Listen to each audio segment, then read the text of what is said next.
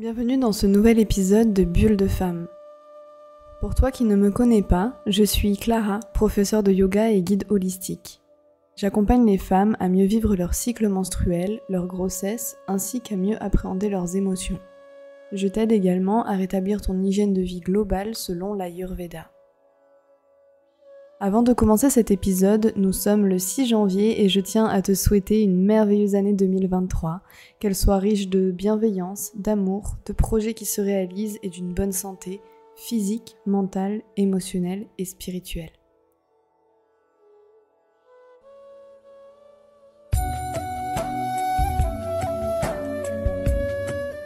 Bienvenue.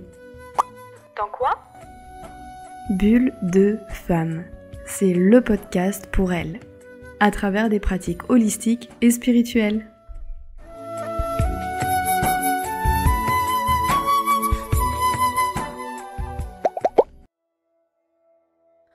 Aujourd'hui, je souhaite te parler de la pratique du yoga pendant la période menstruelle, mais surtout de l'intérêt à connaître, comprendre le fonctionnement de tes cycles ainsi que ton appréhension face à la douleur.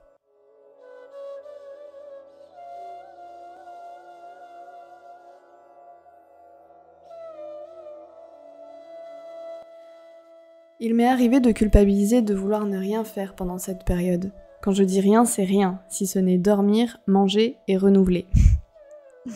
Ce sentiment de culpabilité revenait souvent, et oui, tous les mois. Dans nos sociétés, il est mal vu de se plaindre ou encore de ne rien faire. On passe vite pour des feignasses. Ça te parle à toi aussi ?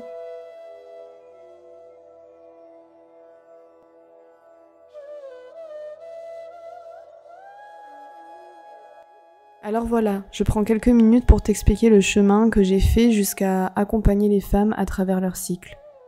Tout d'abord, lorsque j'ai débuté le yoga, je pratiquais l'Ashtanga, qui est un yoga très puissant. À la base, cette pratique avait pour but de discipliner et de sculpter le corps des jeunes militaires indiens.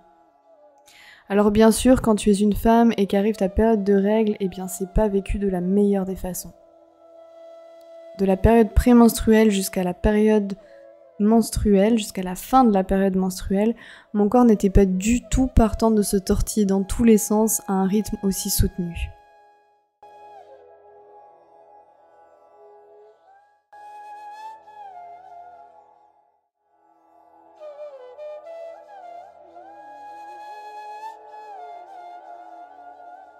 Le yoga est une philosophie de vie, et un de ses premiers enseignements est la non-violence. La non-violence envers soi-même, puis envers les autres. Je me suis penchée sur la femme que je suis, puis informée sur les autres femmes et leur façon de vivre leur cycle menstruel. Et pour être honnête, c'est en majeure partie du temps un discours pessimiste, un événement méprisé, trop souvent subi et mal vécu par les femmes.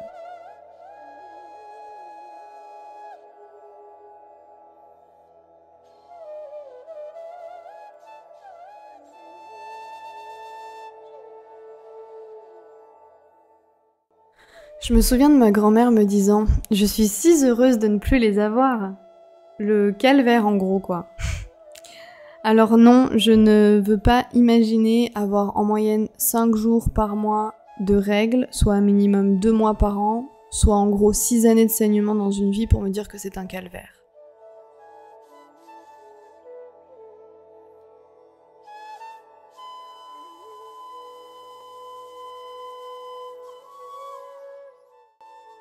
En Ayurveda, la plupart des médecins recommandent de ne pas pratiquer le yoga les 3 premiers jours de règles, pour laisser à l'énergie du corps faire son processus d'évacuation naturel. Cette idée peut être controversée lorsqu'on sait que le mouvement aide à la gestion de la douleur et participe à une meilleure évacuation des saignements. C'est là qu'il est important de te connaître.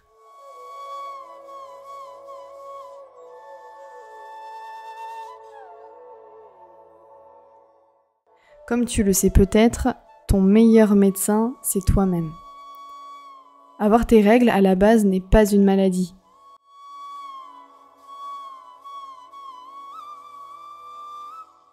Pour en revenir à la réflexion du médecin, personnellement, j'ai eu ces 2 périodes où je pratiquais le yoga en cours collectif pendant mes règles, puis l'autre période où je refusais de pratiquer les 3 premiers jours comme le médecin m'avait conseillé.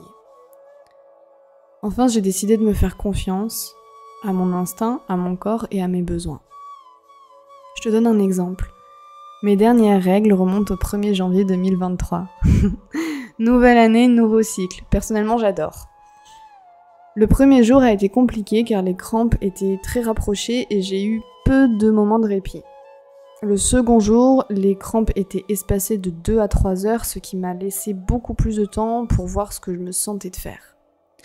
Les étirements de la région pelvienne m'apportent de la détente musculaire, j'ai donc opté pour une pratique de yoga en douceur avec des postures adaptées. L'idée est d'activer la circulation sanguine au niveau ovarien afin de décongestionner et de permettre une évacuation plus fluide. Je ne fais pas d'inversion, c'est-à-dire que mon bassin ne monte pas plus haut que mon haut du corps. Typiquement, je ne fais pas de posture sur la tête pendant cette période afin de laisser la gravité procéder à l'évacuation naturelle.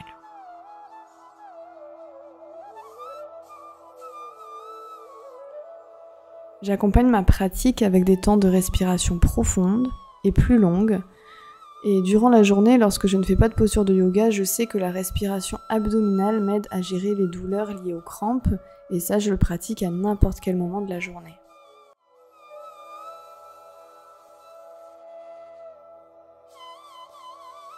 Nous sommes toutes ici pour apprendre sur nous, sur les autres, et c'est pour ça que j'ai créé ce podcast, car les outils que j'ai aujourd'hui, je compte bien te les partager. N'oublie pas que dans la vie, tout est mouvement perpétuel. Tes règles sont peut-être douloureuses aujourd'hui, mais elles peuvent être indolores demain, comme à l'inverse. C'est aussi pour ça qu'il est important de prendre en considération ton environnement, ta relation au stress, à tes émotions et à ton alimentation, bien sûr.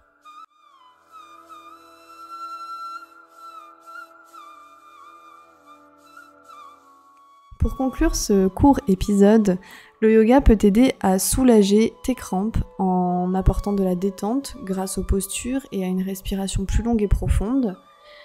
Maintenant, considère à ton échelle, tu as peut-être eu beaucoup de stress durant ce dernier mois, tu manges peut-être trop lourd à cette période de ton cycle, ou bien il y a peut-être un manque dans ton alimentation, comme les oméga 3.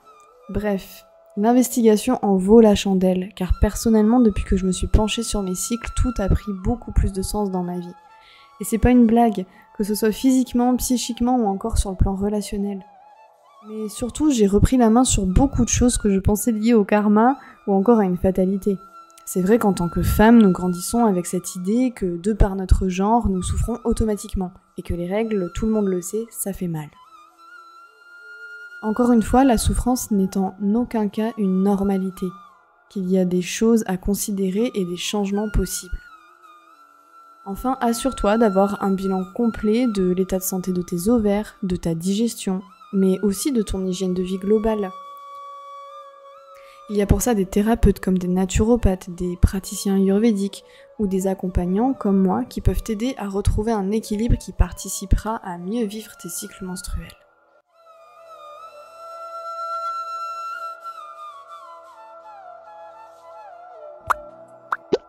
Je vous remercie pour votre écoute et si vous aimez les étoiles, sachez que lorsque vous en sélectionnez, le podcast se fera connaître plus facilement auprès des femmes.